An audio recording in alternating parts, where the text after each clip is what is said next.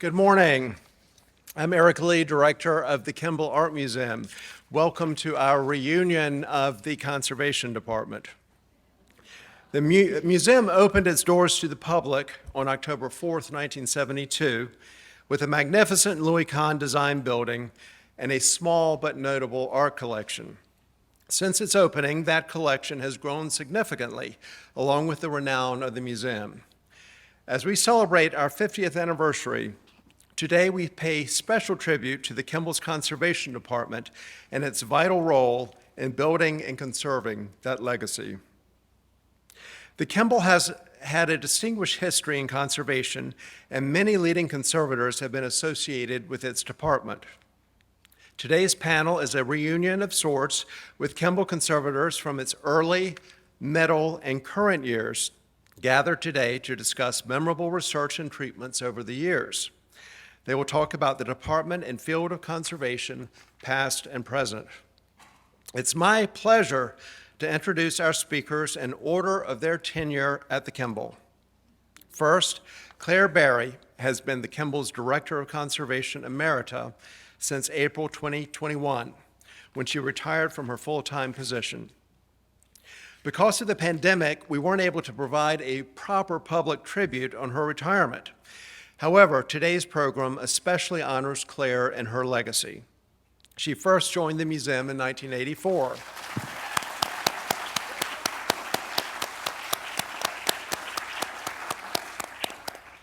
Claire first joined the museum in 1984 as the Kimbell's first full-time conservator. She set up the department with state-of-the-art equipment and an emphasis on paintings.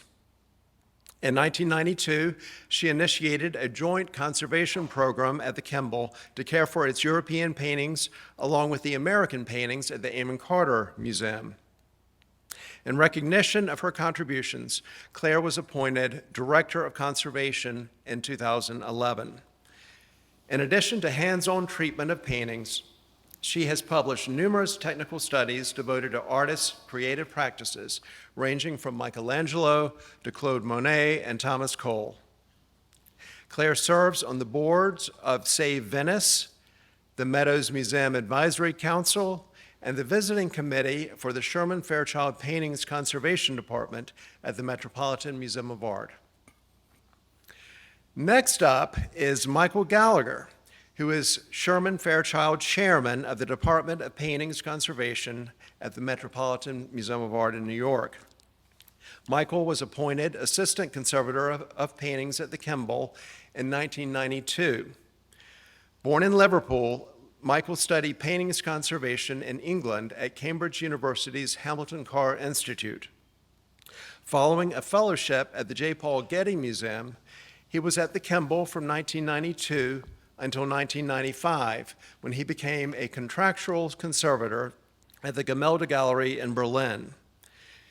In 1999, he was appointed Keeper of Conservation at the National Galleries of Scotland, where he was directly responsible for the conservation of a number of major paintings, including works by Botticelli and Van Dyck.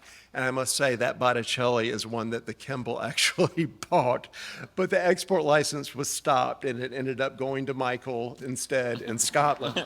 But we won't hold that against Michael. Anyway, appointed to the Met in 2005, in addition to his managerial role, Michael has worked on numerous paintings, including works by Cranach, Poussin, Velázquez, and Charles Lebrun. Elise Affman Clifford is head of paintings conservation at the Fine Arts Museums of San Francisco, where she has been since 2007. Before moving to San Francisco and beginning in 2003, Elise was assistant conservator of paintings at the Kimbell. She trained at the Conservation Center, Institute of Fine Arts, New York University. Her final year internship was spent at the Metropolitan Museum of Art, followed by an Andrew W. Mellon Fellowship at the Philadelphia Museum of Art.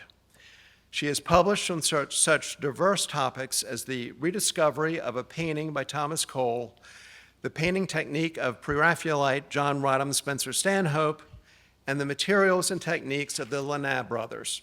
a study co-authored with Claire Berry for the catalog of the 2016-17 Lannat exhibition shown in Fort Worth, in San Francisco, and at the Louvre in France.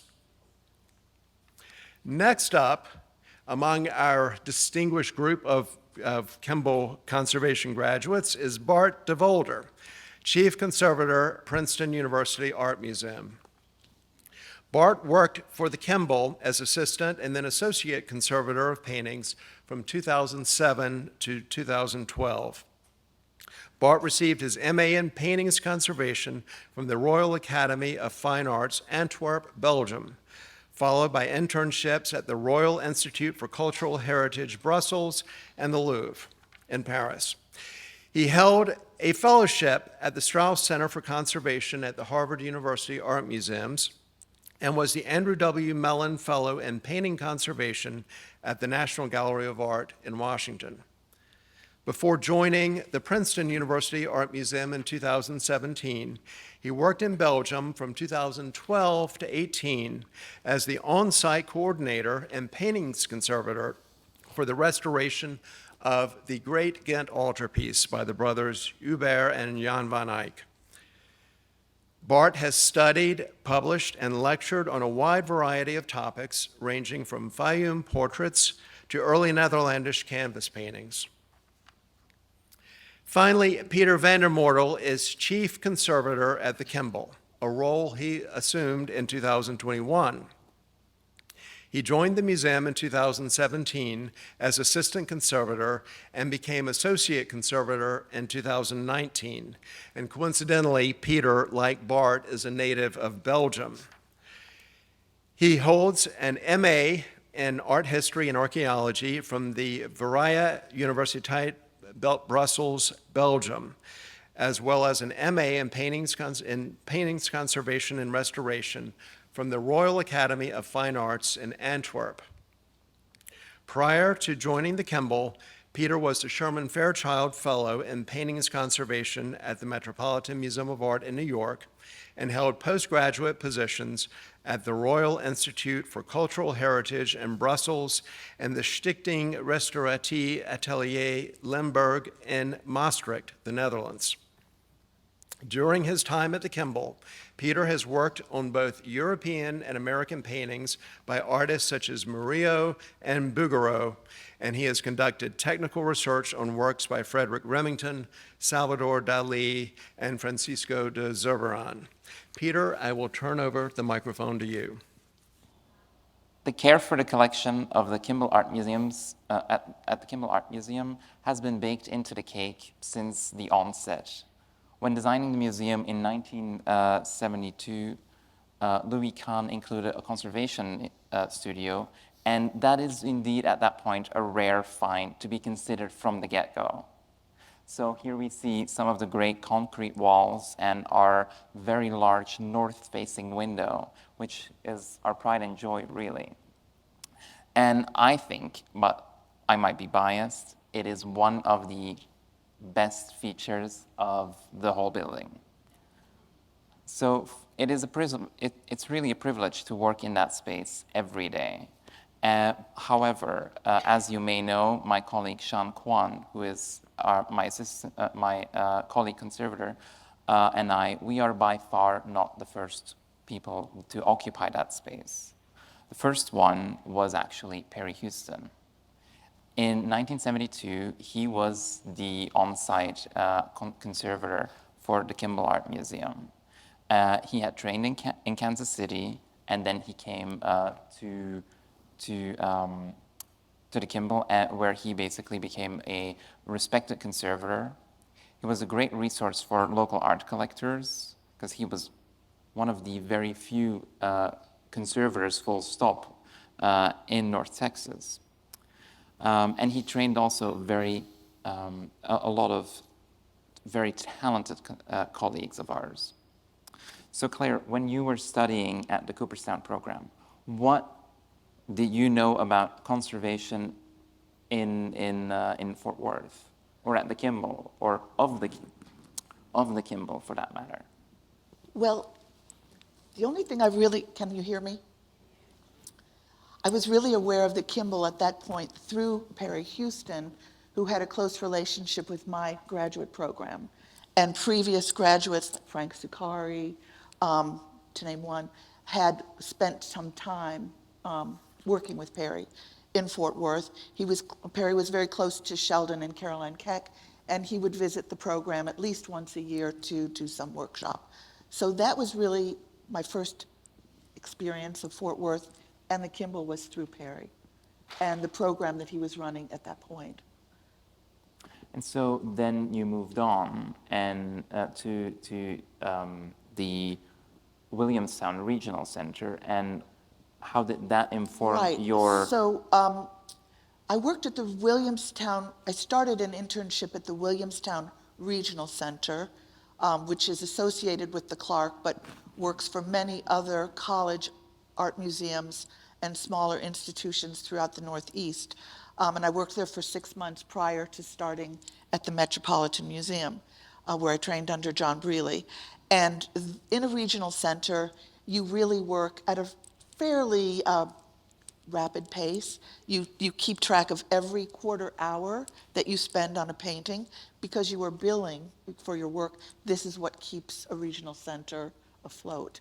And this program was run by Jerry Hefner, and he knew Perry very well because he really considered what Perry was doing at the Kimbell at that time as running a regional center, because he was caring for collections throughout the Southwest. Because So- there were not a whole lot of people that could do that at that That's point. correct. I believe only Jack Flanagan in Houston was the only other paintings conservator associated with a museum in Texas at that time. So, and then you moved to the Met.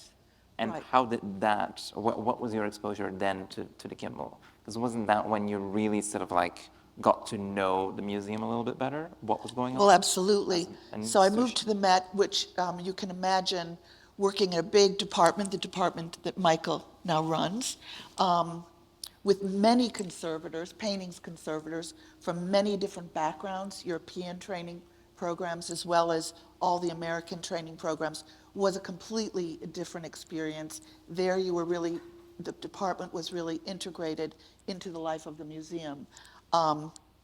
So the Kimbell, yes. At that point, the department was run by John Brealey, an English restorer who had worked privately for many years in London and then was appointed at the Met, and I think about 1975. And John was particularly interested in training at that point in his life, and he really used his position at the Met to train younger conservators and to try to raise standards in our profession. So from week one, when I arrived, the first new painting that I remember entering the studio was a painting that Kimbell had just acquired, the Georges Latour Cheat with the Ace of Clubs, which was in very damaged condition, I have to say. It was glued down to a plywood board. It was discolored by many layers of old varnish and overpaint. And it became kind of a group project. I was one of the people who worked on the structural treatment of that painting. And John also used it as a case study to talk to us about his attitudes about cleaning. And he started the cleaning of the painting with a group of us in front of him, talking about his philosophy. One of the things he always said was, to be a conservator, you experience a combination of confidence and fear, and you somehow have to balance those two states, if you will. So it was, again, my first week at the Met. I think I was the first, well, that's not quite true.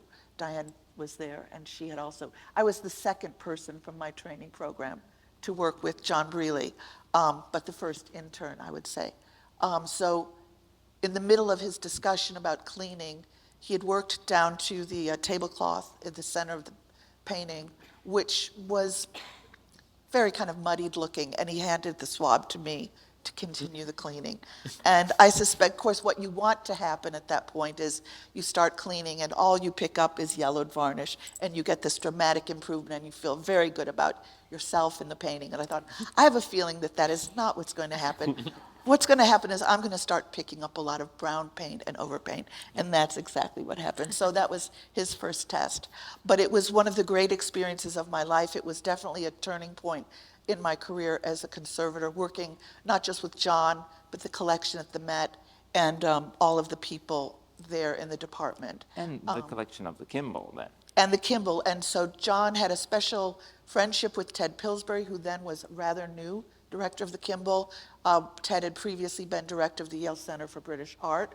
And John was very close to Paul Mellon. And they started a working relationship at that point. And paintings were also coming to the Met from the Yale Center for British Art for conservation. And so the Latour was the first of several paintings to come to the Met from the Kimbell, several new acquisitions. Well, and so This was a whole different experience of the Kimbell Yes. from what I had known before. So at that point, you're sort of like well aware of what is happening in Fort Worth a little bit? And Absolutely, and not just at the Kimbell. I mean, I've seen these great paintings come in through the doors of the Met, some of them from the Kimbell, some of them from private collections. Mm-hmm. And I thought, what is happening in Fort Worth, Texas? Can we ask questions too? Well, I was curious, why did they send the pictures to Perry then? Was there a specific reason? Yes, because of the close relationship that Ted had formed with John. They were very in sync with their philosophy about cleaning, conservation. Also, Perry worked, he was the on-site conservator here at that point, but I think he only worked one day a week. Part-time. Part-time. That And he had explains a this very- clean studio photo. Very busy, Yeah. very busy working on paintings from all parts of the Southwest. But when it came, you have to acknowledge, I think, that John had special expertise with Old Master paintings, probably more so than Perry at that moment, from all of the years that he worked in London. He knew all the prominent figures in Old Masters in London. And so I think Ted felt more comfortable turning. And in terms of And also- exposure, I assume. Absolutely. It has to be said that the way John ran the program at the Met, we were always talking about our pictures both with one another, with curators who came in and followed progress on paintings, and other people. Art historians would come in if there was, and maybe Michael can speak to this, interrupt if you want. Art historians would come in and be evaluating paintings that were in the process of cleaning. They might be reevaluating an attribution. So not only did Ted trust Perry's expertise and the job that he would do, he knew that any new acquisition at the Kimbell was going to receive greater exposure to a scholarly, a critical community. So all of those things were kind of working together.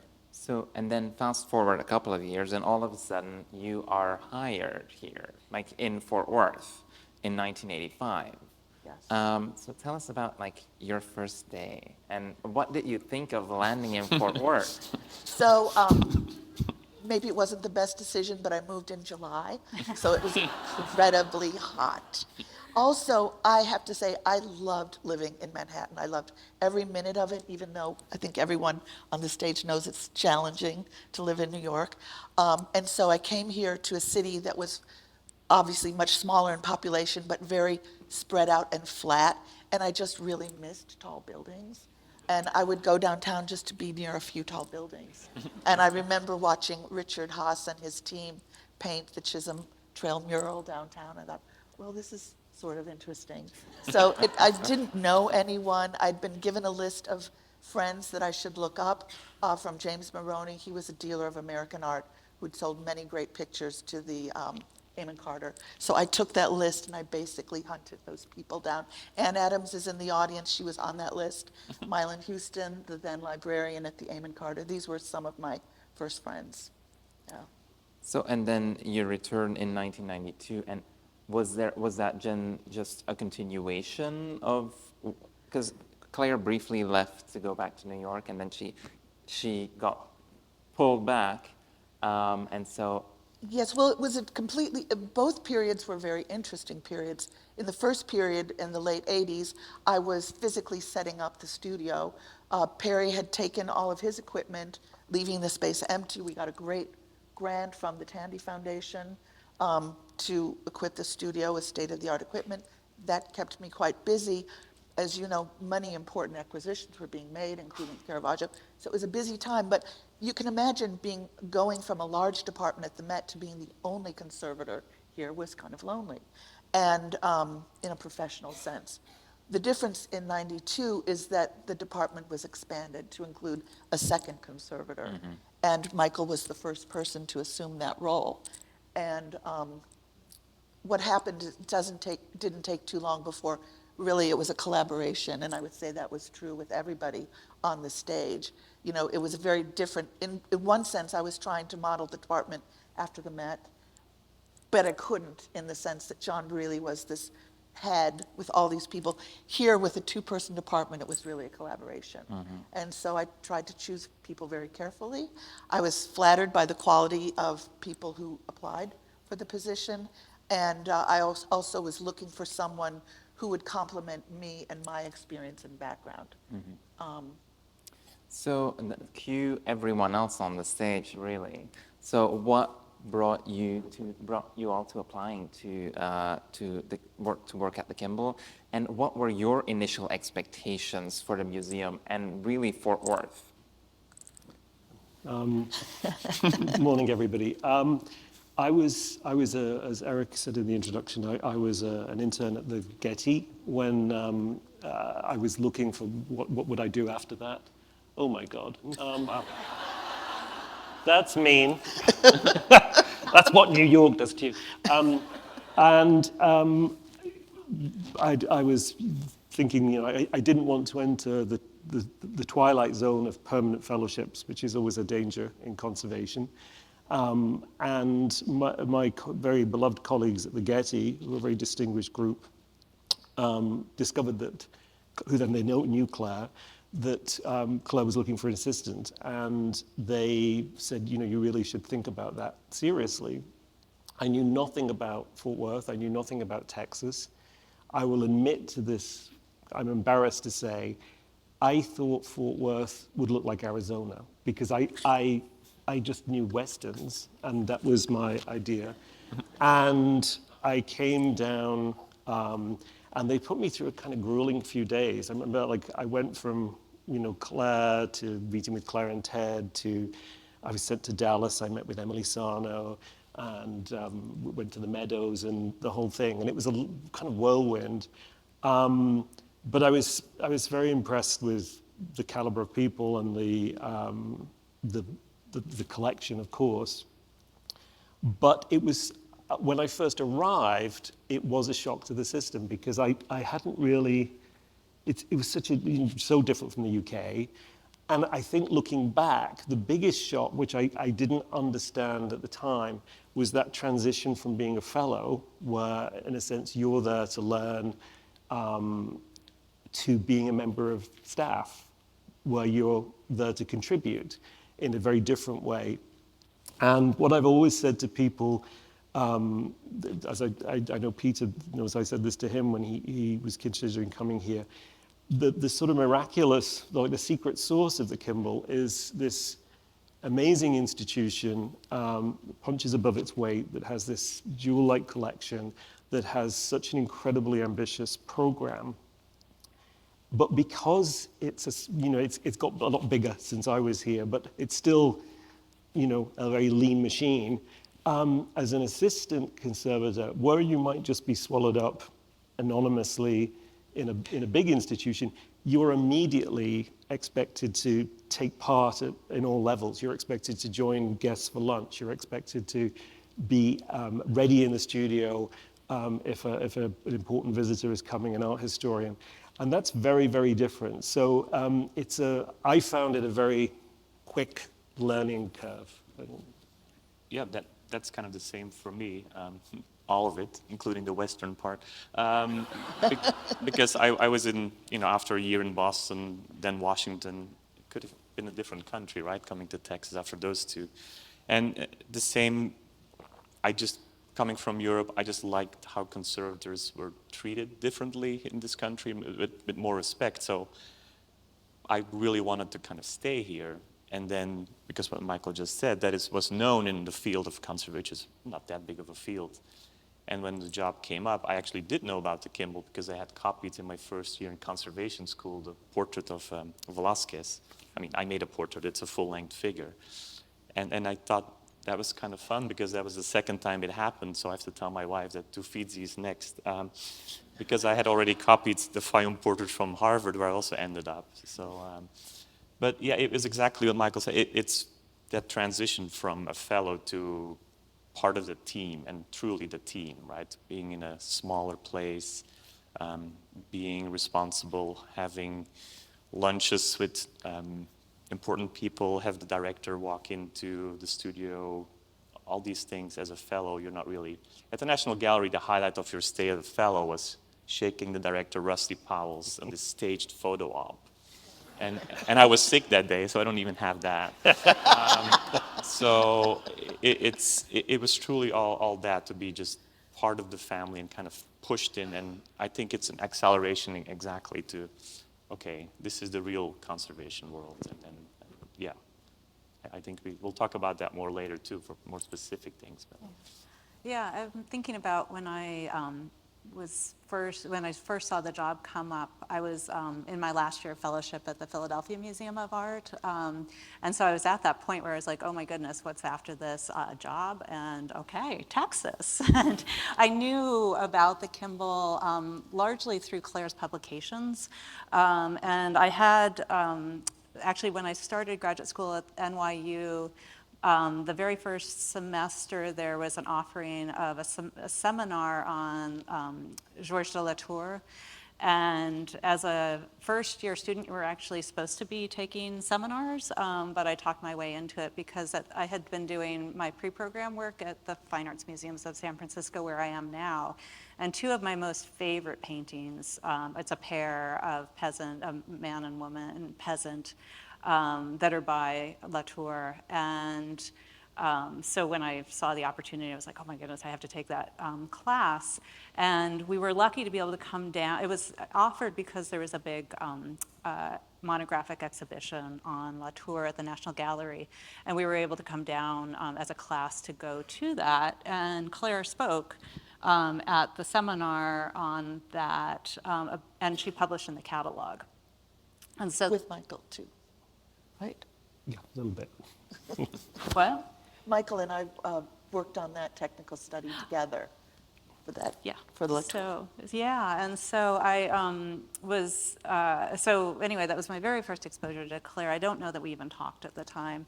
But then when I was at the Met as an intern, I remember you came up for some research. I think it was Valier Coster. And we were at lunch together. Again, just talked a little bit.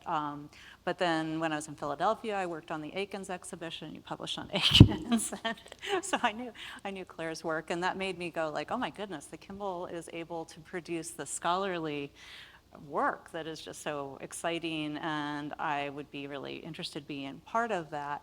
And so from that, I felt very comfortable applying. My supervisor in Philadelphia was Mark Tucker, was one of Claire's classmates at Buffalo. Well, it wasn't about Cooperstown at that time. And so, yeah, I was excited to apply, and then I was excited to come out here and see this place I'd never been to, never seen before. I had a really lovely few days here. We didn't get to Dallas, so you didn't try to cram in quite as much, but it was really, it reassured me that I could live here. I went to Central Market on my last day. And then I was like, That sealed the deal. I was like, yeah, I could totally do this, Central Market. And yeah, I was very lucky to be offered the position. Yeah. So Claire, when you were looking for a new colleague, tell us about that. Because like in 1992, this is pre-internet, pre-computer.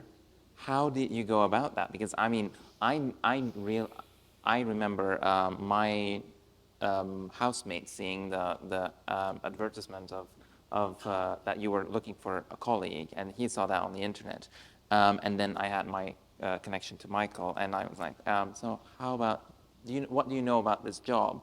But how did that happen beforehand? Because I mean, I'm really keen to know how you went about selecting someone that you're basically working one-on-one with before internet and computers. It wasn't carrier pigeon.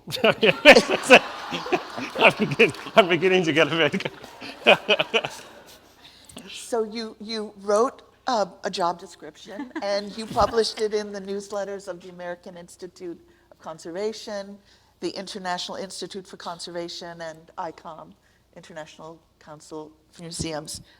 You started there. And then you picked up the phone and you called colleagues who knew you, who knew the Kimbell, who could maybe help guide you to a good person. In those days, as I said to Peter, and it didn't occur to me until I said it, in those days when you picked up the phone, people would answer their phones. That's a difference, you know.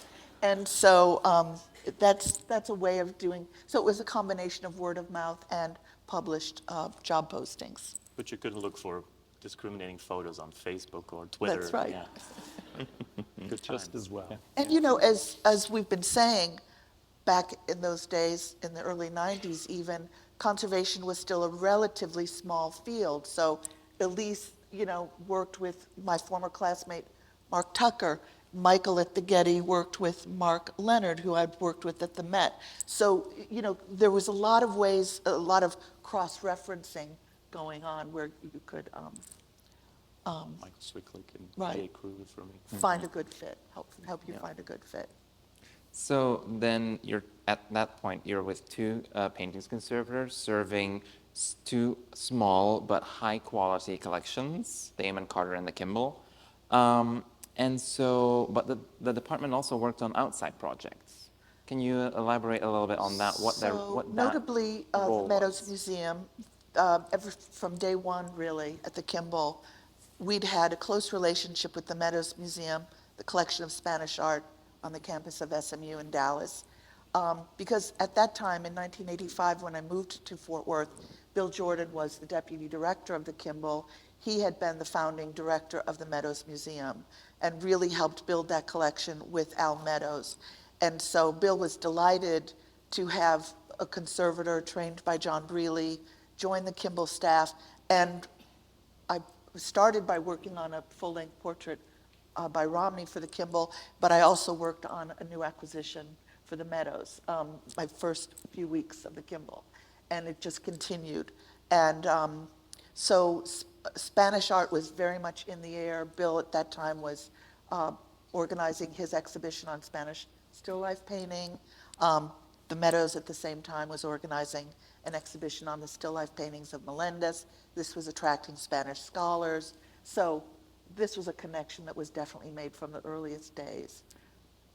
But occasionally other collections, sometimes because the Kimbell might have requested a painting for loan, and we agreed to clean it in exchange for the loan.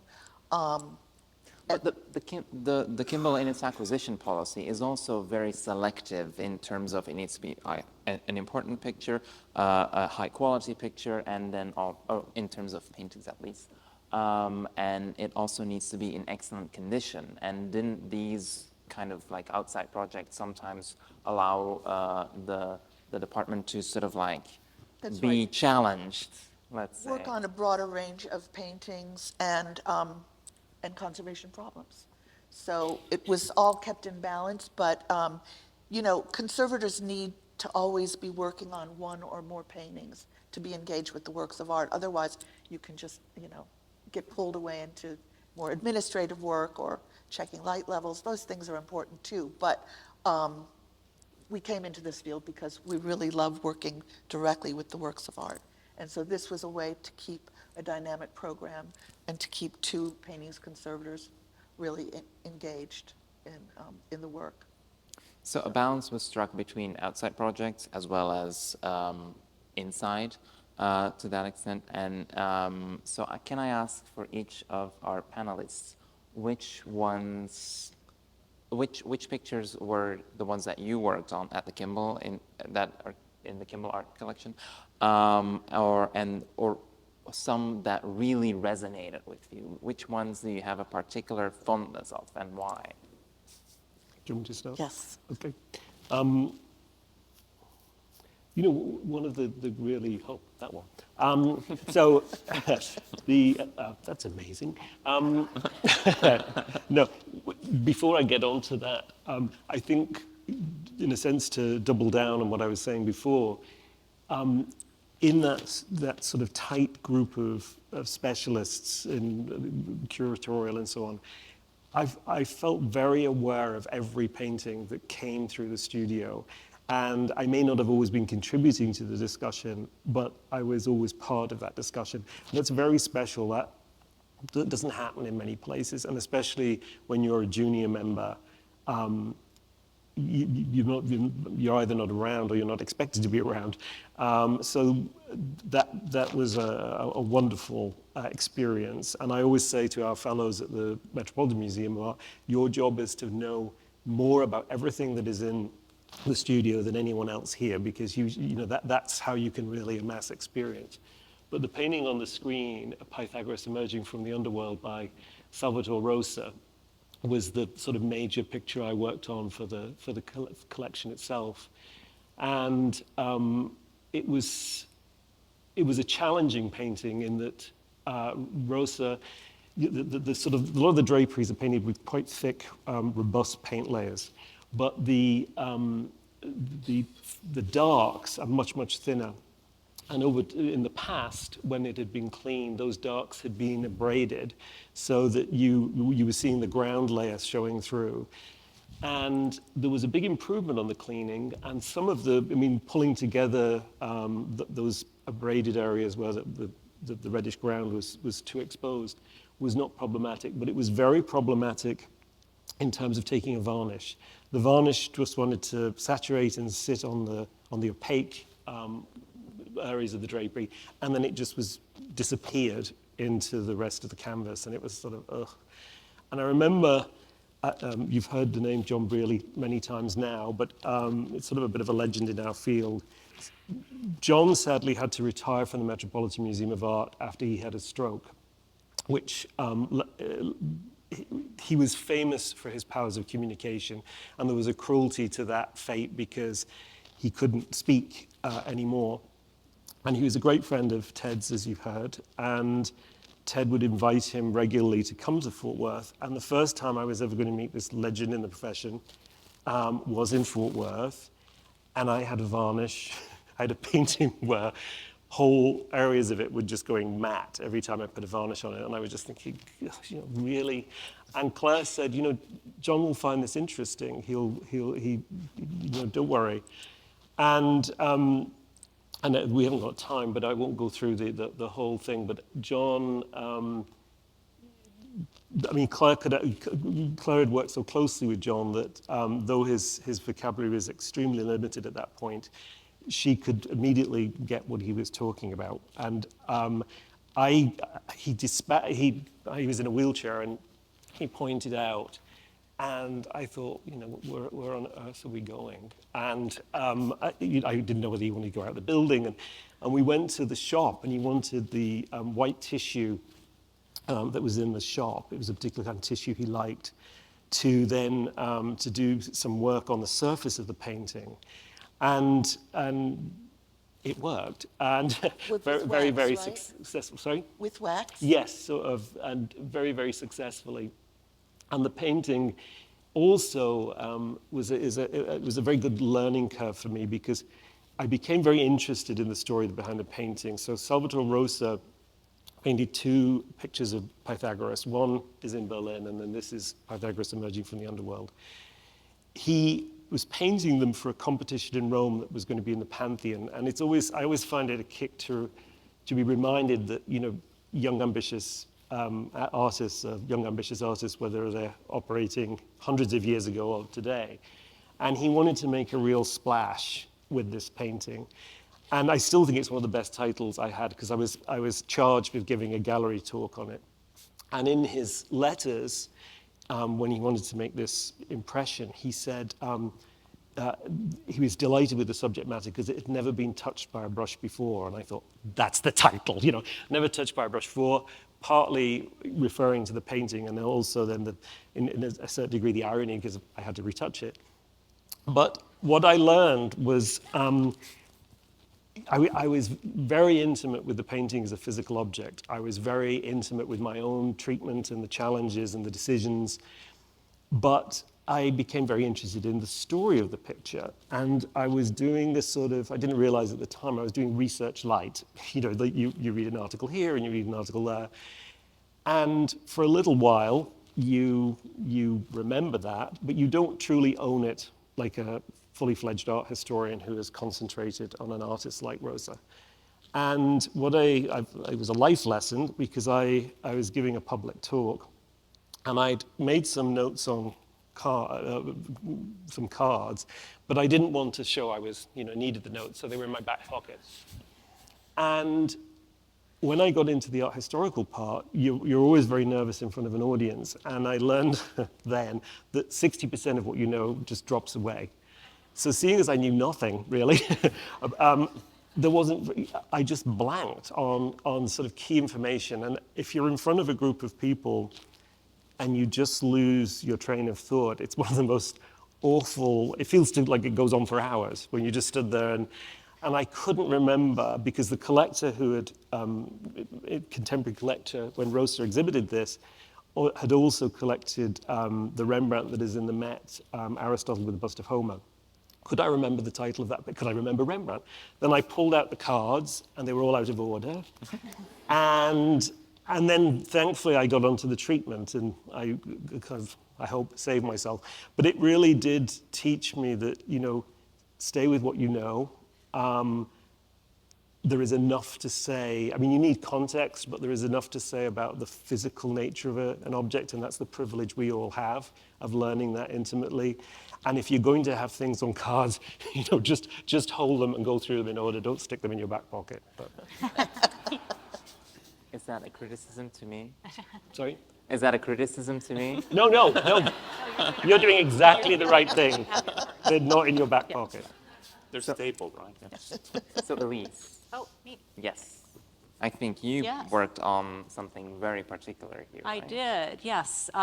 So the two paintings that I worked on are the two Lawrence portraits that are up in the galleries now, which are lovely, lovely early 19th century portraits. This was a wonderful challenge. It is a Mayan vessel that we acquired, and it came in with lots of just heavy acrylic overpaint. And, we'll talk a little bit more about acquisitions and what that process is like, but it was something that we were all quite intimately involved in. And I remember looking at the vessel with Claire, and all the issues really were in painting related. I think the first thing we would normally do would be with an object coming in, would have an outside objects conservator working with us on it. But in this case, it really was just in painting. And I had at NYU spent a summer working at an excavation in Greece where I was working on some ceramic objects. And so I was sort of familiar with the process and what materials to use for an in-painting project. And so Timothy, our director, we spoke up to him and we were all like, okay, go for it. And so it was really fun. And I learned a lot about, I got to, look into one of the things that's so much fun that I find with conservation is that each project is so different, and it gives you little windows into various artists and various time periods. And in this case, I tend to work a bit more on European paintings, so I learned a lot about Mayan ceramics and about the glyphs, and it's a vessel for chocolate, and it was fun I guess I don't have a whole lot more to say about it, but yeah. Well, but yeah. it's just it must have been quite the special experience, because I mean, it's not something that you just get to work on just any day. Yeah, that was a great project. So Bart didn't really work on this one, but he did have a very particular experience with that, right? Oh, many, yes. The ones I can share today. No, it was what Michael was saying, to be so early on in your career and not be told to not be somewhere. It was, yes, you can come to lunch in, of all places, Michael's. It was funny afterwards. And there we were. I think Eric had just started, Ted Pillsbury was there, and they started talking about this painting that all of a sudden surfaced, and that the Met was maybe going to acquire it, and maybe we should go after it if the Met doesn't. And as I was sitting there, I was like, wow, this is a whole different world here now. And then the painting did come to us in a very special way, as a handmade box by the dealer. And then there we were. It was just laying on the table. And I kept saying, wow, this is crazy. So I just took some photos just kind of for fun with my, back then, maybe nice camera, Canon PowerShop G3. And then all of a sudden, it went so fast. And then those photos were taken and put on the cover of the New York Times. And I'm thinking, Above the fold. we have a much better photographer, Robert. But I had taken these specific details, and I think that's kind of what they were after. And then that painting just kept being a puzzle, and we were looking then for a frame. That was fascinating, because what do you put around something like that? And just the whole story, how we had to really convince certain people that this was the real deal, as a really early career conservator, to witness that, and how you can agree and disagree or engage people that are maybe politically not allowed to say what they're really thinking, just to be literally in the room where it happened, right? It was literally happening, and I just kept thinking, wow, and I'm not asked to go do something somewhere else. And I just absorbed, and that's what my grandfather always said, try to steal with your eyes and your ears. And that was truly one of those moments where I'm like, yes, this is all, and it's true. Those are moments that you don't get if you're a fellow or an intern somewhere. And I think even in other museums, you wouldn't get it either. So yeah, it was a good time. And it I has just to be wanted to said, add, that- when this yes. was at the museum, the Metropolitan Museum, Claire came. I mean, this is a tribute to you, Claire, because Claire has a kind of eagle eye for quality. And this was, for a period, I don't think anymore, was controversial, because you don't find Michelangelo paintings every day of the week, needless to say. And because this was such an extraordinary story of a picture that was incredibly well documented in a sense, but in his youth, but people just didn't want to sort of think, oh no, he can't turn up. And I was a great believer in it, but I remember showing that Claire, and it was kind of like, like, oh my God, this is. And when Claire, this is ridiculous, me doing a football analogy, because, but anyway, I'm going to do it anyway. But when she gets the ball, she runs with it. And and it's been an extraordinary asset to the Kimbell all the way through. It's in no way to diminish the contribution of the directors or the curators who've been here, who are key. But that is a real quality of yours that I think people should know. Well, it has to be said, Michael was the person who cleaned the painting at the Met and published it as Michelangelo with Keith Christensen. So we were able to build on all of But that. funny enough, it's here. Well, that was the revenge for the Botticelli. but as Bart said, the painting is such a fascinating puzzle. And we had the opportunity to work with John Delaney, a conservation scientist at the National Gallery, to clarify a little sketch in the underdrawing in the lower left of the painting that hadn't been visible enough to decipher. And it was very exciting when John Delaney produced these hyperspectral photographs of the sketch, and it could be identified as a sketch of a fresco in the Tornabuoni Chapel, which is what helped confirm the date of the painting. So in a way, it went through many stages, starting with all of your incredible work at the Met. And those are the paintings that you never forget, that are so fascinating.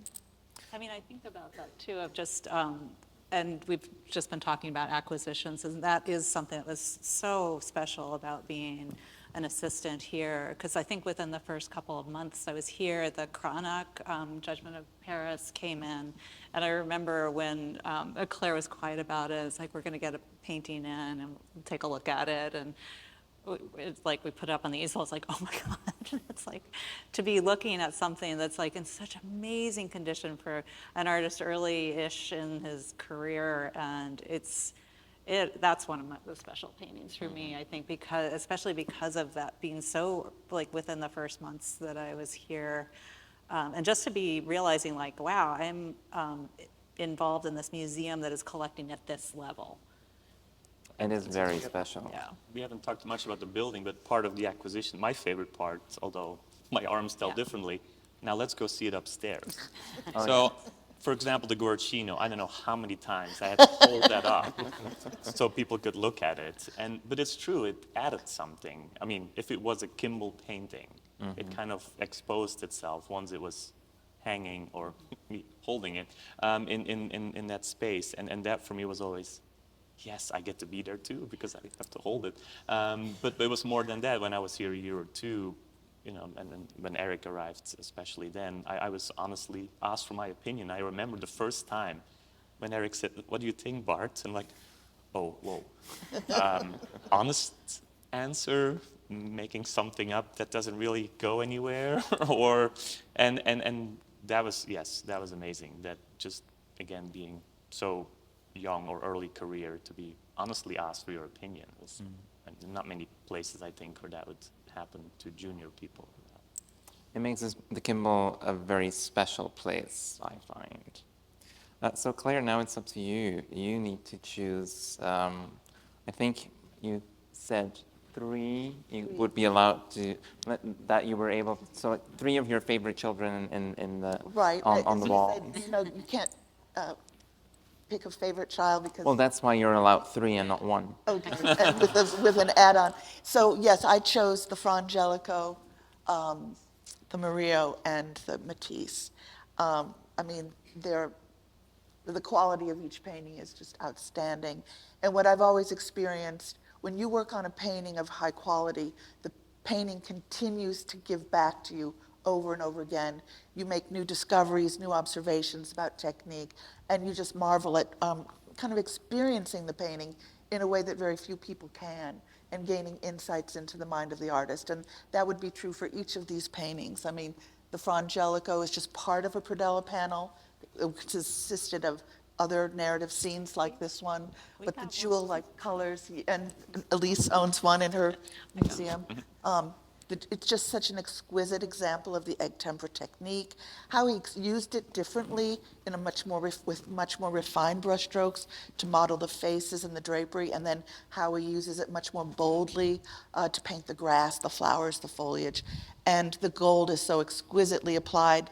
As the critic John Richardson said, the gold looks as if it had been blown on by angels.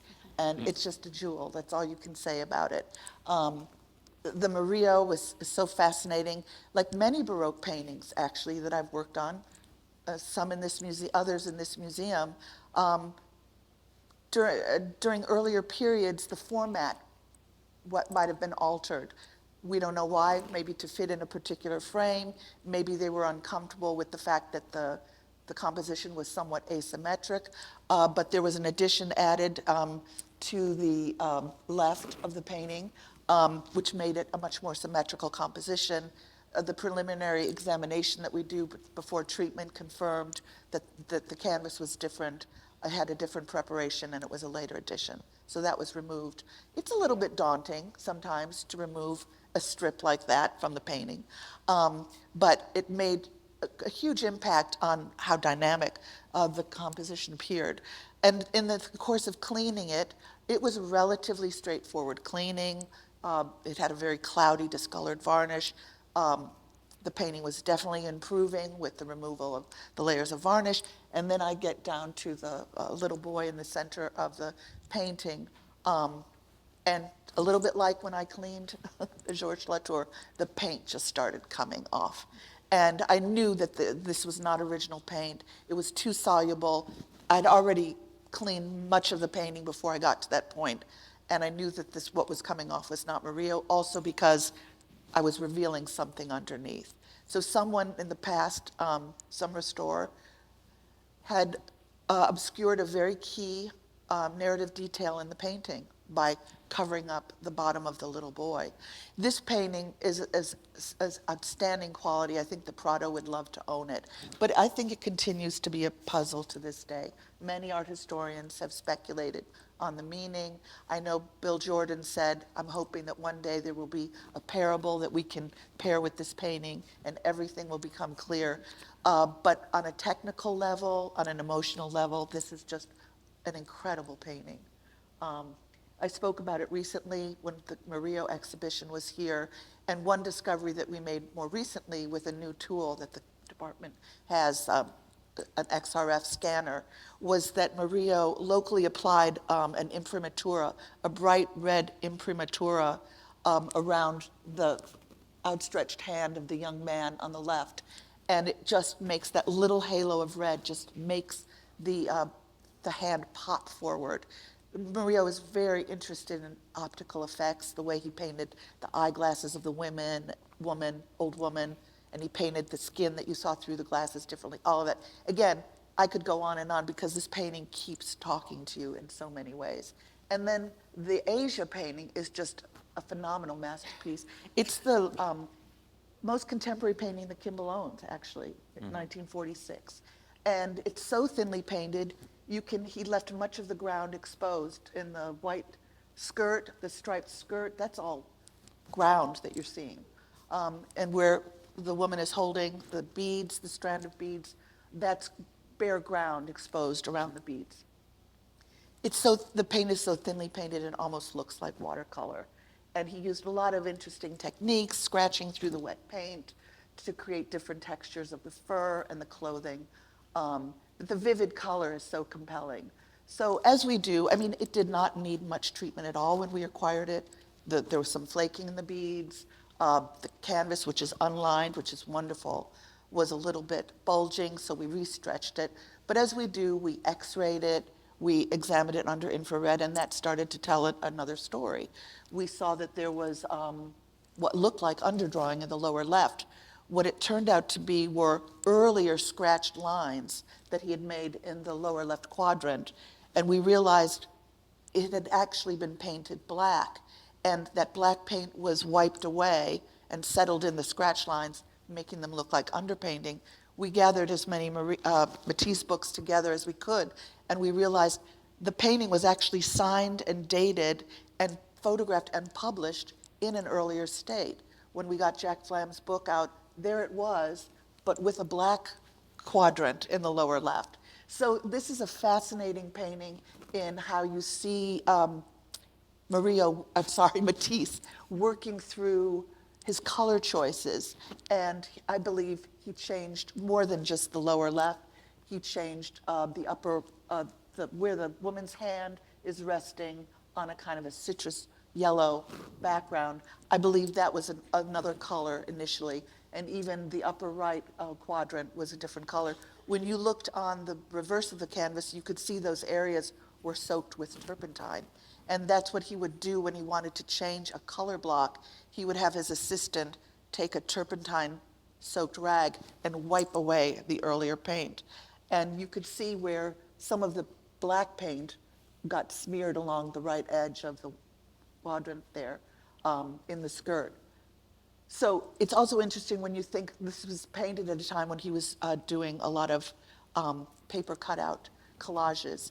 And in a way, he was maybe using some of the same mentality. I'm just going to remove this color block and put in another one. Mm-hmm. But he created a much more unified background, very vibrant red background, and then loaned the painting to Bonnard, who wrote a letter admiring the color painting. Exactly. And that gets us back to the collection, because also we have a great Bonnard in the collection, as you all know. So I'm curious to know if our panelists had the choice of anything that is in the Kimbell collection right now, and it would need treatment, which one would you pick? Because I mean, most of the pictures have already been treated, but just curious, if you had the choice, which one, and you're not inhibited by it needing treatment or not needing treatment, which one would you want to work on? You know, you tipped us off about this question, and I kind of had a panic. I find it's always, for me, it's a little bit like people saying, what's your favorite food? I love food, and I can't come down on one. But yesterday, because I knew you were probably going to ask this, I was just thinking as we were going through the Goya, I would, if that had a really discolored varnish, would be just a joy to clean. But, you know, ask me next week and it'll be a different one. And actually, we were looking as a group yesterday at the Bellini, and that's always been a painting I've just thought was glorious. But yeah, I'm sure Bart has a better answer. No, that's it. I would love to work, and actually maybe Claire told me many times not to do it, the Mantegna, because it was several fragments that John really puzzled together. But I always wondered if it was possible to make it look more like what these paintings are supposed to look like, these really dry, non-saturated, almost opaque surfaces, which is, once you put varnish on it, once you wax line it, all that material gets into that chalky surface, and it's very hard to. Say about is the tooth line. Yeah, it's possibly a tooth line, which are what Eric said in the introduction. I wrote my master's thesis on early Netherlandish canvas paintings. So what it is it's a painting that is with a very thin or no ground, and then with water-soluble paints. Mantegna used both egg temperas and glue temperas. And it would be really nice if we somehow magically could go back prior to that, because it would look very, very different. Because what happens is, where he left the unpainted canvases, very much like the Matisse, when those darken because of the older varnishes and the wax lining, it kind of creates an opposite effect. Something that was supposed to recede and go backward now kind of comes forward. And it's still a fabulous picture, and they're very rare. I forgot to say that. And I don't know. It's worth a try, but considering that it was such a puzzle, as Claire kept telling me, that John really did an amazing job putting it all back together. Very often it's impossible to gain. You can never go back to that real original surface, and you can only tell that when you go see an untouched one like the Jacquemart André in Paris picture, for example, how different they look. They almost look more like a pastel drawing than a painting. But yeah, I didn't know we could pick one that, so yeah, I'm like Michael then. I'll pick another one tomorrow. Well, I was going to pass because, like Michael said, it's almost impossible. But if I could replay the whole experience of the Kimbell acquiring the Caravaggio, I would do that. I mean, that was a fascinating experience. And again, many people, kind of like the Michelangelo and other paintings, many people contributed to the success of that acquisition and the discoveries that were made. But I would replay that experience. Yeah. Annalise? Yeah, it's hard to, I guess as far as like, and you're really specifically talking about treatment rather than something I like to bring home. Yes. Okay. So treatment-wise, I guess I'd actually have to say the Christ Blessing by Bellini, which Michael just mentioned, which I think was something I was always so curious about, because it was treated by William Soor, who was a legendary restorer, conservator, sort of in mid-century. And it has a discolored varnish, and it also has this band of an earlier drapery that's a little confusing if you look at it. But it's also a historic restoration, so it's sort of like, I would explore that first, but I think that's always sort of been on my radar. I remember talking with you about it, and it was always like, but is this the time? I don't know. But if I were here, that's definitely something I'd look at. If I could bring something home, I'd have to say the little Chardin would be really nice, because it kind of would fit in my apartment. But really, I guess it would also be the Caillebotte if I had You the made the wall space. for that. If I I had mean, you the put in space. one. I don't know in my San Francisco place, I don't know whether. But wouldn't you just sort of put in a new wall for that? I I would. don't know that I have anything that would fit. So anyway, yeah.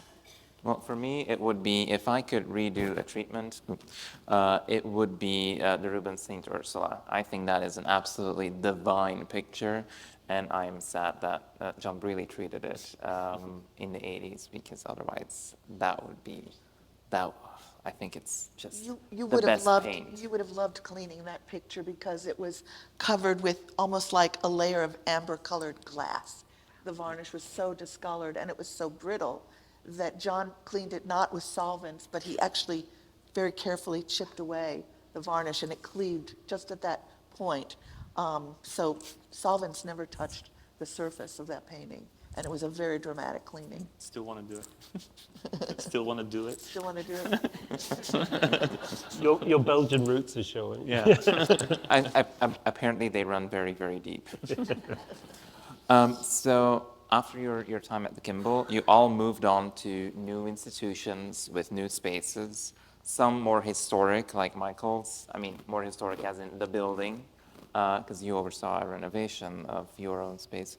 And for instance, Bart, you are now in the process of designing your own, or helping out in the design of your own new space at Princeton.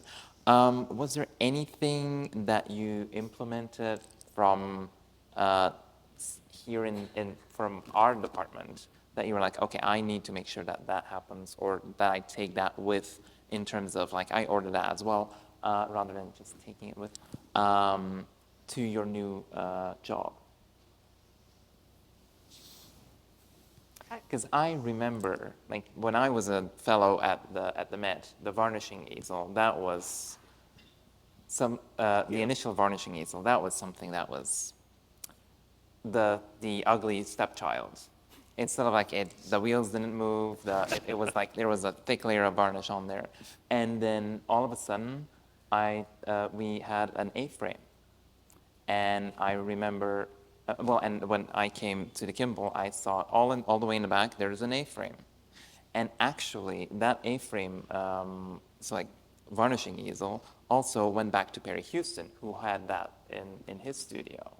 So I was wondering whether I that's... ordered one the other Oh. day. Yeah. Yeah, I mean, I think as much as anything, there's things I miss. I mean, I used to always marvel at the, you'd go from the main studio in the Kimbell into a space where you could examine in the dark for UV, IR. The storage was off that way, the photography was that way, and it had this, it's like a really well-designed kitchen, they always say, and that is not the case in, the Met. So I think probably coveting certain things. And I would say rather than equipment, it's, and we've all touched on it, but trying to sort of maintain that idea of the department being an energetic, welcoming hub that where the sort of ethos is about the celebration of works of art, not the obsession with like condition as a sort of narrow negative thing. But I felt at home at the Met because I found the same culture of people truly excited and passionate about works of art. So I think that's what I would feel that I just wanted to carry through, and it's always been for me, if I meet people in conservation who I don't feel that, it's a huge turn off. No, I love that. I think I totally agree with that. Something that I've really tried to carry through. And one of the things when I arrived in San Francisco was realizing that they just had they had this super old infrared system. It wasn't tethered to a computer for capturing or anything like that. It was still on a Vidicon, like TV thing. So infrared, if you don't know, is a technique that we use to look at underdrying and below the surface of most paint layers. And it's just an incredibly important tool for a conservator to start to see more about the artist's technique and changes that have the painting's undergone over time. And so that was like one of the first things I did when I landed, was like, oh my goodness, we don't have this. And so I wrote a grant, and we got that grant and got that fixed pretty quickly. Another funny thing that I took was our condition report. Oh. Just the format of that, which includes more information on the context and the all the tangential information that just gives you so much more insight into a painting rather than just the bare minimum, which I think was kind of the format they had been using before.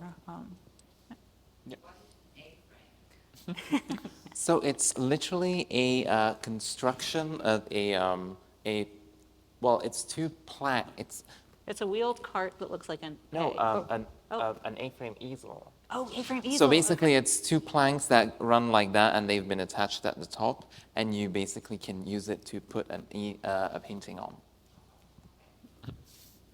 Yeah, I think mine would be, it's less materialistic. It's something that is feels so common here, but I noticed in my other jobs, it's really not that common, and that is, and we just spoke on your birthday, we had a long phone call about it, because it's something that I'm dealing with every day.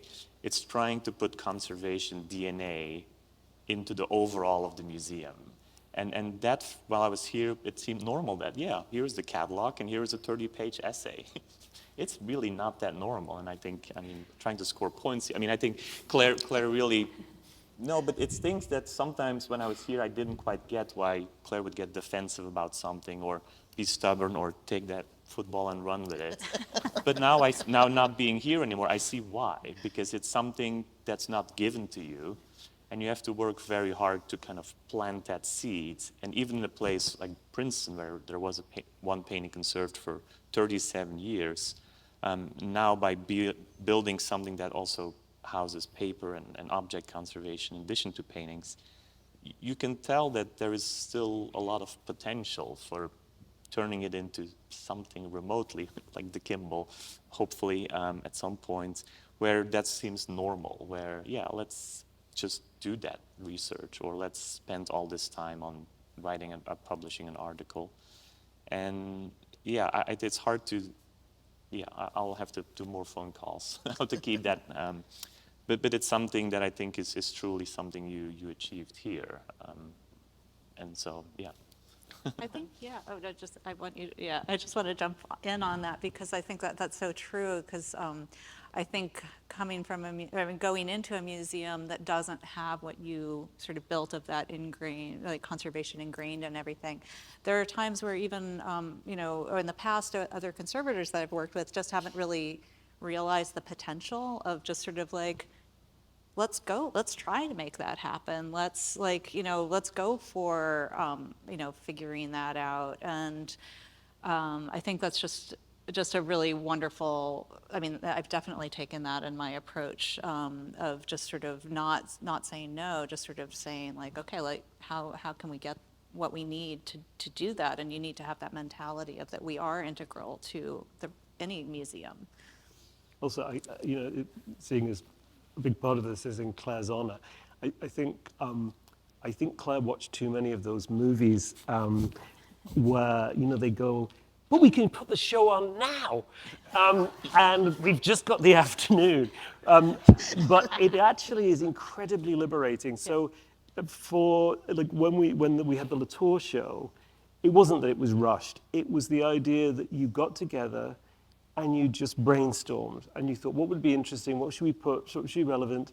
And it wasn't like, 12 months of planning, which is usually like the kiss of death to any idea, and you committees or it would be, there was a dynamic to it, and there was an appropriate, because I fight that at work, where you kind of persuading people that the appropriate amount of time to spend on this is, 1 week, not 12 months or 6 months. And I think that happened a lot. And sometimes if you if you overcomplicate things, it ends up that the publication doesn't happen. It ends up that there is no conservation in the exhibition. So I think that's always been a very sort of dynamic and a very good model to help make things happen. So earlier, Michael, you said the Kimbell punches above, is a small museum that punches above its weight. And I agree. You told me that when I was inquiring about this job some years ago. And so it's kind of fascinating that for a small museum, it plays with the big boys or girls. And there's really that interconnectedness that I find that really is sort of like even though we're in the middle of the country, there's a lot of back and forth with our colleagues. I mean, and literally, we've got New York, Princeton, and San Francisco. Like with that, we covered the whole of the U.S. So I was wondering whether you would all want to say something about how you've interacted with the museum after you've left, and that can happen in very different ways.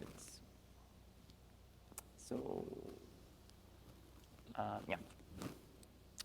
So I think Elise was particularly fond of this, right? Yeah. So, I mean, I think I was trying to figure out how many times I've been back since I left here in 2004, in the beginning of the year. I think it was, I think this might be the 5th time. So the very first time was within, I think, the first year when the Kimbell had asked to borrow our Fra Angelico from San Francisco, which is the St. Francis and St. Dominic on the 1, 2, 3, 4, 4th panel over. And so it was just such a great treat to be able to just come right back and feel like I was back at home, and be a part of that exhibition, which has a lovely little publication that was made from it. I most recently was back for the Monet exhibition back in 2019, and I was a courier for that, getting to take the truck here from San Francisco to here, which was fun to relive my long courier truck trips that I had gotten to do many of when I was a junior conservator. And then the other projects that we've worked on, which I want to, we could perhaps talk about that after I cede my time to Bart and Michael. So I feel like, Oh, yeah. Yeah, sorry. So we'll just jump right in. Yes. Yeah, sure. Okay. I wasn't aware. So this was a wonderful, wonderful project. And the Lenan exhibition, Colin Bailey was the director at the Fine Arts Museums at the time when this was sort of originated as an exhibition, with C.D. Dickerson here and Claire. And I remember speaking with Colin when he first started talking about the exhibition. And he's like, well, then you'll be working with Claire, of course, on the technical study. I was like, yes, oh my goodness, this is like a dream. And we got to travel around, and it was a wonderful project. One of my favorite paintings, which in our collection, sorry about that. One of my favorite paintings in our collection is the Peasants Before the House, and so I also got to treat that from our collection in San Francisco. And Claire. Yeah, it was fascinating, really a great opportunity to work on that project and to work with Elise. The challenge that we faced was paintings that are just attributed to the Lenan. The Lenan were really 3 brothers. And so what we were trying to help was to sort out the different hands through our technical examination and our observations about the paintings. It was a really well-supported project. We were working with a phenomenal team of Elise and C.D. Dickerson and Colin and so forth. And we traveled and looked at as many paintings as we could, and it was really a great experience. We made a lot of great observations. I don't feel like we completely solved the problem, but it was a wonderful project. Yeah. Yeah. So, and then there's other instances that Eric has already alluded to earlier, where, I mean, it was a different kind, it wasn't so much a collaboration as it was Well, you were duking it out against each other. But would you mind? Well, this is, this is a painting that if somebody said to me I had to choose one painting that I'd worked on in my career that had a kind of very, very special place, this would be it. We actually, this painting hung for many, many years in a place called Gosford House, just outside of Edinburgh, in a very, very prominent spot above a fireplace. And was just assumed to be a copy. I think if I remember rightly, Berenson had seen it and described it, the skin the color of burnished copper. So it gives you an idea if you imagine the whole painting like that. And it was Simon Dickinson, I think, the dealer in London, who just one day visiting asked the question, like, why is this a copy? So it sort of slipped out. Now, if you think that Gosford is really striking distance of Edinburgh, it was being shown to people, not anyone in Edinburgh. And so this was very early in my starting time in Scotland. And I went down to see it in London, and I'm really ashamed to say that I didn't look at the dimensions. I mean, it's like, oh, there's a Botticelli that the museum's interested in. It's on canvas, which is not unique, but is rare, and it's quite considerable in size. And I was very lucky in that I had an hour and a half on my own with it in the storeroom, and before Sir Timothy Clifford, who's the director, who is a force of nature, arrived. And I did feel a little, more than a little, out of my depth, because I was being asked to assess the condition, but also to take a view on the quality. And, there's always this risk of getting real egg on your face that you say, oh yes, we should go for this as a Botticelli. I mean, it wasn't down to me, but it was a voice that they were interested to hear. And then, what if it isn't? But the more time I spent with it, the more I just became enraptured. And I remember one of the first things that struck me, I was looking at the roses, and thank you for putting that beautiful detail up. And I just started to look at those negative spaces between the leaves, and it was like the most exquisitely orchestrated details. Not one petal, not one leaf seemed arbitrary in its placement. And given that it was, you'd have to see how dark it was hard to, I felt that the flesh tones were beautiful. But the transformation, the cleaning was so dramatic that it will just always stay. And then a little bit like much later, after it had been acquired in the National Galleries of Scotland, we discovered when we did a new infrared that the Christ child was originally drawn awake. And so what I'd always felt about the picture, that it was a meditation on the future fate of the Virgin Son, and a very, tragic fate in a certain way, that it clearly was intentional.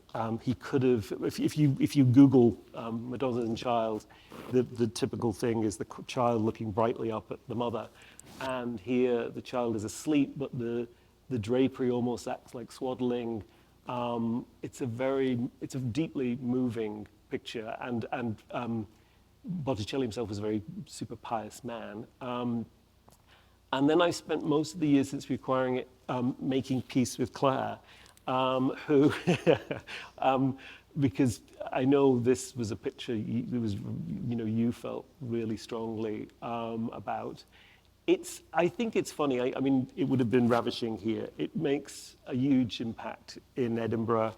It has ties there that the painting was actually copied in the 19th century into a stained glass window before it sort of lost its prestige and just became, follower of. And just as I think the Michelangelo has an incredibly different and positive resonance in the jewel-like context of the Kimbell that it wouldn't have had it stayed in the Metropolitan. So I think they found the right homes. But it's a painting, yeah, that I love. Just to, just a silly anecdote that I had to talk a lot about this, and and then Colin Bailey, who had been a curator here, and then when he was in San Francisco, they were borrowing the painting, and he invited me to come and speak. This is many, many years later when I'm now at the Met. And I was very excited, and I said to my husband, oh, I'm going to speak on the Botticelli. And he just said, oh, God, you're not taking that dog and pony show back on the road. So I'll take the dog and pony show back on the road any day. Claire, do you have Side of the anything story. to add to that? Yes, you know, as others have said, at the Kimbell, conservators are brought into the acquisition process in different ways, which is one of the things I just loved about working here. And at this time, Timothy Potts was the director, and I think it's fair to say Timothy was a little more interested in objects than paintings, though we did look at several paintings and he acquired some great ones. He was interested in a tondo that was attributed to Botticelli, and it was a wood panel. And I went to see it, and I was a little bit lukewarm about it. And while that was still under consideration, this painting was shown to us. And I went to see it, and I was very excited about it. And so I was trying to direct our attention more towards this painting. And some time was involved in this process. We had Keith Christensen go and look at it. He agreed that this appeared to be an original painting by Botticelli. You could see that the technique, the fragility of the support, this fine linen, the technique were just amazing, but buried under a very discolored varnish. So we were very excited. We brought the painting here. I was able to examine it in the Kimbell studio, look at it under the microscope. You could see the beautiful lapis lazuli pigment that was used for the drapery. You could see actually in the center of the roses, he had applied gold leaf. I mean, Michael talked about the negative spaces. Everything about this was very exciting. The Kimbell bought it, as I understand, but needed an export license. So back it goes to England. And then what I had heard is that Timothy Clifford got wind of it, sent Michael down on the train to London, and then both of you felt very positively about the picture, and Timothy was somehow able, it was not an inexpensive painting. Timothy was able to raise the money very quickly, right, through the lottery system. And just like that. Yeah, he was very determined. I remember him walking down, having seen the pictures of the National Gallery, because he was very cross with the National Gallery because they'd looked at it and they hadn't alerted us that this picture was, doing the rounds. And on the way down, he sort of went through how he'd raised the funds, and there was something called the National Arts Collection Fund at that time in the UK. And I think the maximum grant they'd ever given was sort of 250,000. And he said, I'll get 500,000 from them, and he sort of went through it. And then he said, this is classic Tim. He said, I'll call it the Millennium Madonna, because this is just before 2000. He said, lots of rich old ladies will open their handbags for that. And and it all came to pass. It did. He was amazing so, in that way. Obviously, I was very disappointed, but I have to say that if the Kimbell couldn't acquire this painting, I thought the National Gallery of Scotland was a wonderful home for this painting. It also came from Scotland, so there's that, as you pointed out. And if I couldn't clean the painting, I couldn't imagine anyone better to do that than Michael, and he did a phenomenal job. And we did have the possibility to borrow this painting, so it's hung here in this building, in fact. So it was nice to see it again in its new state. But I think in that whole experience, as I've thought about it a little bit recently in preparation for this panel, I thought there's a huge compliment in that whole experience, which is that you and I were put in a position that was challenging to assess a painting by a great artist, and kind of had to stick our necks out, but I think we evaluated it correctly. And then you had the expertise to do a phenomenal cleaning. And so I thought somewhere in there, it's just a very nice story, now that I've Now you've used to it. processed it. I've processed it. So, and then there is Bart. For those who have been to the galleries recently, we've had a couple of guests of honor here until recently, because we packed them up earlier this week. So you Oh, missed yeah, their I don't want to installation. take full credit for them being here, but I remember in our last American Institute for Conservation conference where I had dinner with Claire, and we were talking about the Modigliani head, and I said, oh, we have on long-term loan to us another Modigliani head. Would it not be fun that we put them together at the Kimbell, and then we can examine it, get some object conservators involved, and we said, because sometimes they happen like that. Sometimes you have to help fate a little bit and, prepare something together. And then it all of a sudden the opportunity was there to do it. And unfortunately then, because of all kind of things, neither of us were really involved in doing it. But then in addition to that, all of a sudden from this foundation that has the paintings to us, kind of sensed that maybe we could send more than just the head. And that's when I just told, I think, George first, or Eric, I don't remember. And then it kind of went really fast. And it's just, I think it's just nice and normal. I mean, I have nothing to gain with that other than I wish I had seen them hanging here, which I think I missed it by 2 days. But then more importantly, there's this, as I've already discussed, this micro XRF scanning machine, which is really a very nice tool and toy to have. I was finally able to get the showroom model. I think it was wheeled into the old space, which is now demolished. I think it was March 12th or 10th, 2020. A week or two later, something else happened in the world. And so I had this $300,000 piece of equipment sitting in a building. Nobody was allowed to go near it. And my first and my two main paintings I wanted to examine were the two Modigliani paintings, because we knew from old X-rays there was another composition underneath them. And I said, well, if we can make it work, that the paintings go to the Kimbell, I know that Peter has, and Claire was here too, and the machines were acquired. Maybe we can. It sounds like we're some sort of mafia or something, but at the end, it's The good kind of mafia. yeah, the greater good, right? I mean, it was done, and Peter showed the results yesterday, and yeah. Am I sad that I didn't do it myself? A little bit, but again, it's a little bit like the previous story. It's kind of stayed in the Kimbell family, and I think that's just a really nice, healthy way of being collegial plus, right? I mean, it's somewhat, conservation world is very small anyway, but I think. But it's nice to basically reconnect with those who have come before you or after you over certain projects, and it's sort of like for Michael, Bart, and Elise, it's sort of like a little bit of homecoming, and for us, it's basically sort of like it's a party. So no, it's really, I feel like that's one of the great perks of conservation. It's a broad, they're everywhere, but at the same time, it's a small world. We have each other's phone numbers. We can call each other for advice, questions, research, anything. I mean, like, it's what Claire and I did when we were researching Salvador Dali. We called Michael.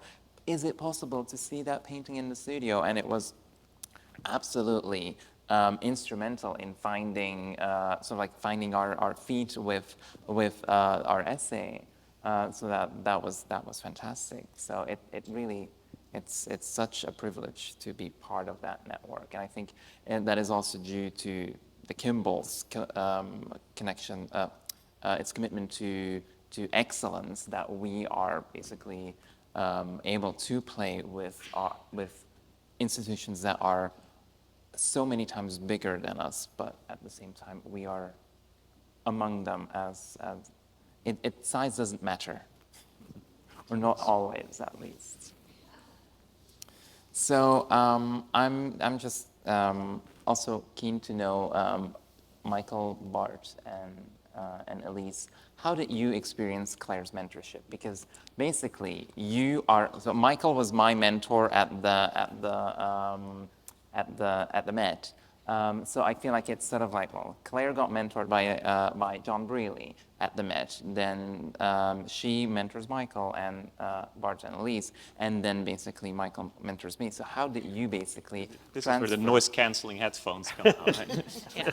that mentorship? How did you experience that mentorship, and what basically are aspects that you consider very, very crucial in basically how you interact with younger conservators, how you encourage them now? And is that basic? Does that go back to Claire, or is it an entirely different approach? I think, have? I think my experience it ties in a little bit what I said before about it being a first job and you joining a team. And Claire mentored, but I think I really felt we were, that we were a duo, and Claire had more experience, obviously, and I benefited from that. I also noted, I remember very early on, that if anything different came into the studio, an artist that Claire hadn't worked on, or she picked up the phone. She contacted anyone she knew who had more experience about something. There was no, like, oh, I don't want to, I'm going to keep this to myself, or I don't want to show that I could do with learning more, because essentially the thing is you always need to learn more. So I've always kept that in mind, but also trying to give stimulating projects to either fellows or so-called junior members of staff, and involving them in as much as possible in the activity of the department as a whole, and then actually fighting the corner of conservation. So, I mean, I joke about running with her to club. I mean, Claire's feisty, if anyone doesn't know. So if she felt that we'd been missed out, or that we could make a contribution that had been overlooked, she was there fighting that corner. And Bart and Lisa have alluded to it as well, the responsibility to try and make sure that the full potential of conservation is recognized in the institution you're working in is, I think, something I would take, and I hope in passing that on as in terms of a mentoring role. For me, it's pretty new to be truly somebody's boss, and so I've been thinking about this quite a lot lately. And then, for me, there are no two different people, kind of. It's like, here's Claire the person, and Claire my boss. And I remember, and I don't think I've ever told you this, when you were working on the Degant Flowers Still Life, for me, that was the moment where it all switched, which was luckily for me very early on that I arrived. But when you were cleaning it, and then the in-painting with the flowers on the top, it was very tricky. And I said, well, do you want me to give it a try? And all of a sudden you said, sure. And you left for lunch, came back with these lilies, real ones, and said, yeah, here, maybe that can help. And I said, okay. And I just started in-painting this lily, and it looked pretty decent. I mean, I went to look at it yesterday. It's holding up pretty okay.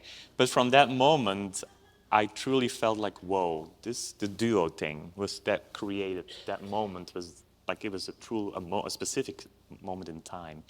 And so that's what I'm trying to do now too with my direct reports is, yeah, I don't necessarily need to know the name of their pets and their kids, but I think we were kind of telling everything to one another at that time. We started the berry bucks system where we were going to give out berry dollars if somebody did something nice to conservation. So that's something. It doesn't sound as good as the Volder bucks, but things like that. And that was just kind of nice. It was part of the bigger whole, but then if there was a Venn diagram, there was us in it. And that just honest relationship. That's something I hope to pass along as well. Can I interject even before Elise? So, obviously, I came from the Met. I was trying to emulate that department, but couldn't on the scale, emulate the scale of that department at the Kimbell. And I decided early on, I didn't want this to be a training program. It needed to be a department first, and I needed a colleague. And so in the many years that I was here, I resisted the temptation to hire interns or fellows because I thought we still have so much work to do to establish this as a program, the program that I thought it needed to be in the Kimbell. So, you know, I don't know if the word mentor even applies. I was looking for a colleague, and very quickly, I think, in every case, after some kind of period of initiation, we were working as colleagues and collaborating. I mean, I think for me, and all the things that both Michael and Bart have said I totally feel the same. I think coming into your first job, I remember just feeling like the trust that you had in me was just gave me the confidence in that first position, and that's something that I know that I recognize with how I've worked with younger colleagues. I think just sort of listening, and you valued what I said. You asked me my opinion, and those kinds of things are definitely things I know I've carried on with working with younger colleagues. And I think also just something that I feel very strongly about with my own sort of mentoring of younger colleagues again is just creating opportunities, just sort of spending time listening and knowing, right, understanding what they value, what they're interested in, and then just being aware, just keeping my eyes and my ears open for what those kinds of opportunities might be, whether it's a project or whether it's attending some conference or something like that that they might not be aware of. And those are the types of opportunities that you gave all of us, which I think have had huge impacts on our career trajectories. So to conclude, I would like to ask all our panelists about and you're going to need to sit this one out, Claire, because I would like to know, what was your first interaction with Claire? And after you've all given yours, I will tell mine. Oh, God. So as I say, it was quite an intense couple of days when I met Claire. I hadn't met her before that. And this is a terrible anecdote, actually, but we had a very nice dinner on the first night. And it was very rich, and I was nervous, and I probably drank a little too much wine. And I remember telling her later that I went back to the hotel and I was violently ill. And she said, but we had such a nice evening. And I said, it wasn't you. I was just very nervous, but I felt in that sort of evening a sort of rapport, and I think it's very obvious that we've all remained very fast friends with Claire. Claire was the witness when I got married in New York, and I've worked with a lot of people in many, many different situations and places, and I have a lot of respect and some contact, but that bond has stayed very strong. I didn't get sick, so that's good. It's kind of hard to go after that one. No, mine was pretty scary too, actually. It's I probably had a phone interview first, but then our first in-person interview was at our annual conference. I think it was Rhode Island, and I arrived at the hotel to check in, and all of a sudden I noticed I didn't have my bag. I mean, I had my suitcase, but not my bag with my wallet in it, nor my computer, nor my PowerPoint that I had to make to present to you the next day. And I just completely flipped it. Where is my bag?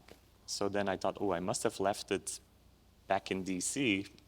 So then it was a whole deal to get into the hotel since I had no identification. So I just woke up at, 3 or 4 a.m., took the first train back to DC to go look for my bag in the parking lot, turned out it was still behind the couch where I must have put it.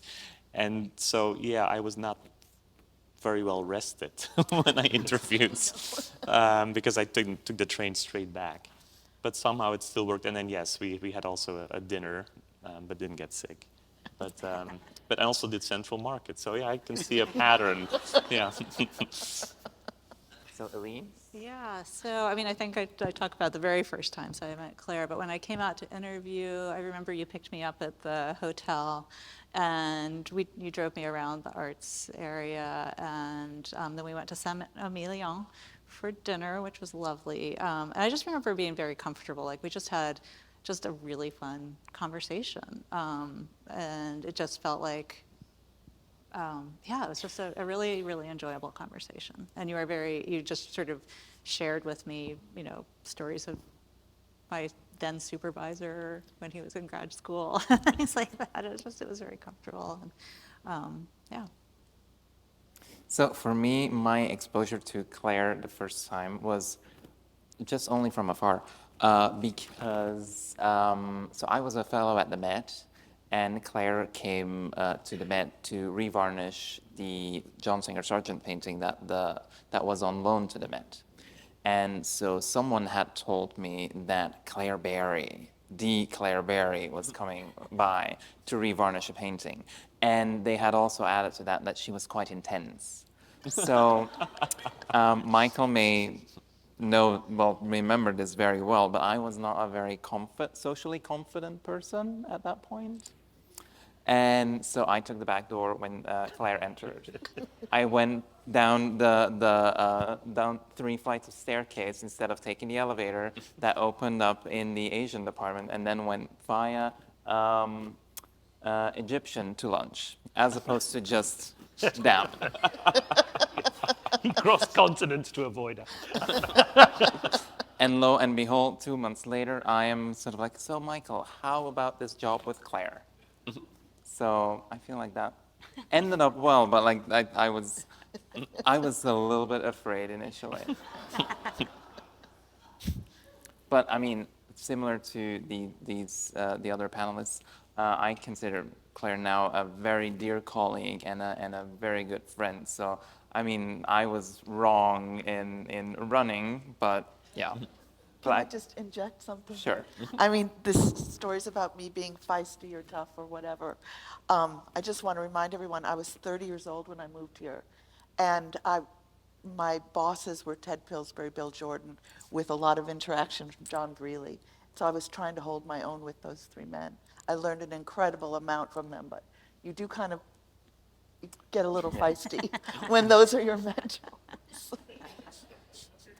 And so on that note, I would like to thank you all for joining us for this Saturday morning program to celebrate the Kimbell's Conservation Department's legacy through the eyes of some of its former and current staff members. Please allow me to thank the Kimbell Art Museum's Board of Trustees and the museum's leadership for their continued support for the department and what it does, and for making this program possible as well. Please join me in thanking our speakers, Elise Effman-Clifford, Bart de Volder, Michael Gallagher, with an applause.